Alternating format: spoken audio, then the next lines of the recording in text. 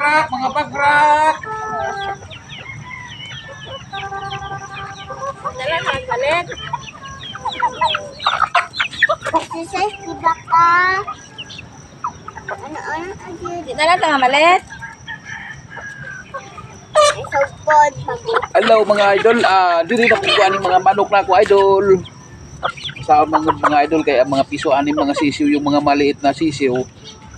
Marami kasi ditong tumutukob-tukob. Yung mga hindi ko alam yung kasi maraming mga uwak dito. Yung mga ito siya ito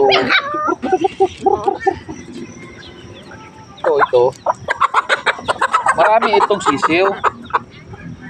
10. Okay na yun. Gandang mga katawan. Kasi walang kasi maraming mga kumakain dito ng ewan ko pusa ba o basta pero ang suspect ko talaga dalawa pusa at saka uwak kasi maraming uwak dito. Sayang naman. Ito na lang. So hindi ko masyadong maparami kasi ito lang. Okay naman. Maganda ito mga idol, oh. Marunong ito sila. Pag may pagkain ka, lapit na lapit. Pero pag hindi, wala kang pagkain, wala. Lumalapit. Yan. Ito, marami na itong itlog doon, no, sa may 10 itlog na yun. Niluto ko ang 4 hapon kasi walang ulam. Yun. Maganda yung mga sisiw sana yun. Sayang talaga. Agapagrak!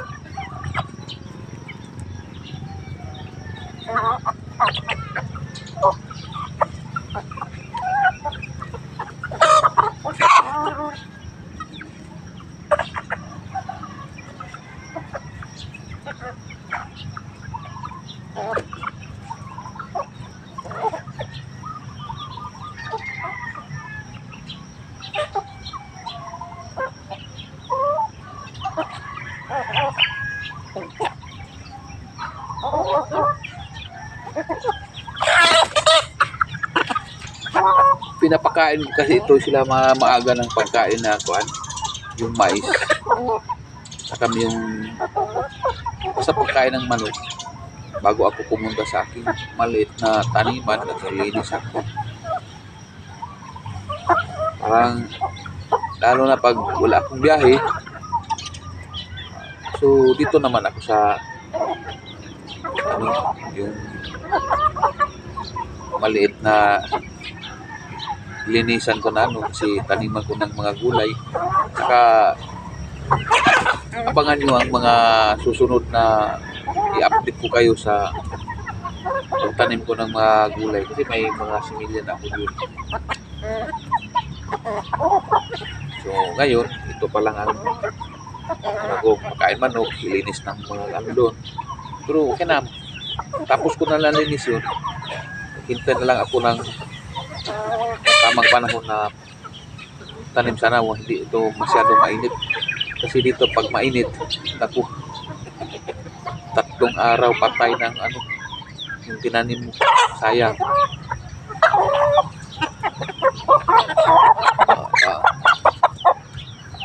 So ito lang ang mag-alaga ng manok mga idol. Sayang hindi naman pwede kulong sila eh. May kulungan ako sa likod yan.